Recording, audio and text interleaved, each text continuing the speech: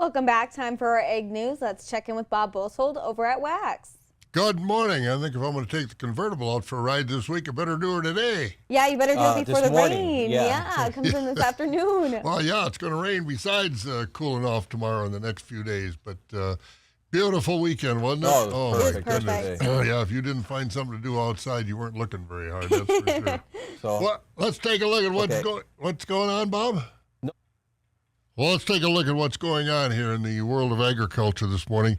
You know, over the past few years, with a slowdown in milk prices and the advance in beef prices, dairy farmers have changed tactics.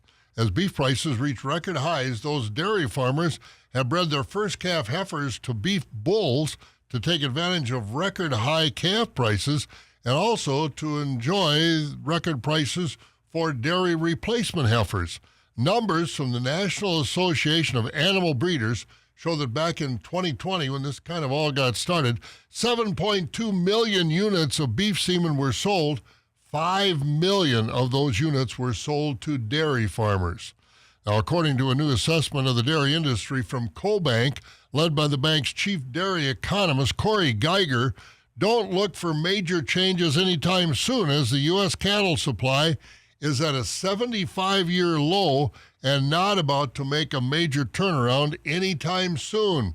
Now, that CoBank research indicates heifer inventories will actually shrink an estimated 800,000 head over the next 2 years before beginning a rebound in 2027. To keep the U.S. milk supply sufficient to meet demand, dairy farmers will need to slow culling rates of the cows now in the milking herd. The added pressure on milk supplies also putting pressure on the unprecedented $10 billion investment in new dairy processing facilities that are planned to be coming online between now and 2027. They're nervous about finding milk. Well, with the U.S. soybean harvest getting closer every day, the situation isn't getting any better regarding the Chinese buying U.S. soybeans. So far, the Chinese have not booked any U.S. soybeans this year. Observers say the holdup appears to be the ongoing tension between President Trump and Chinese leaders over tariffs, as trade talks have now been extended until November 10th. Now, normally, the Chinese buy U.S. soybeans this time of the year as they wait for Brazil beans to be available, usually sometime in February. But because of those trade tensions, some observers are worried the Chinese will simply dip into their huge soybean reserves and leave American soybeans right here on our shores.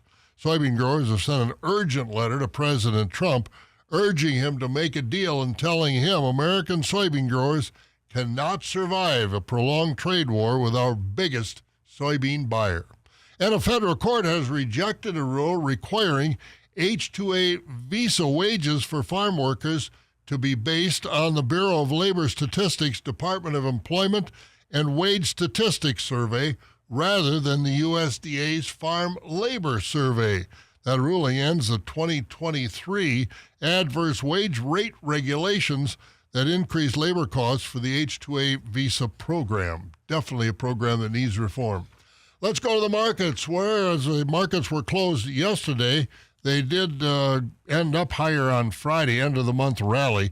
But overnight now, after the holiday, December corn down 2 cents at $4.18, wheat down 8 cents, that November soybean price down 9 cents at $10.45. Cheese prices were higher at the end of last week, $1.78 on the barrels, $1.77.5 on the blocks. But the butter on Friday did trade 4 cents lower, down to $2.04.5.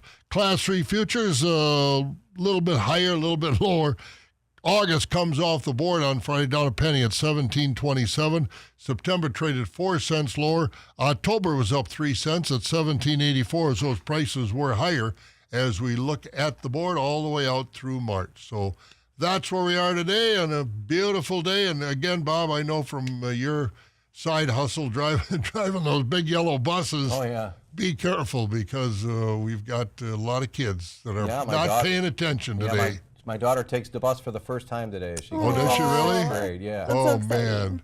I hope she gets the front seat because that's more or less like the first class, isn't it? Oh, the VIP is it? spot? I thought it was I thought the it was the back of the back bus. seat. Yeah. Last time I crawled in a school bus, I said, thank goodness I don't have to ride in this. It's not big enough for my knees to fit, that's for sure. Hey, have a good day. You too, Bob.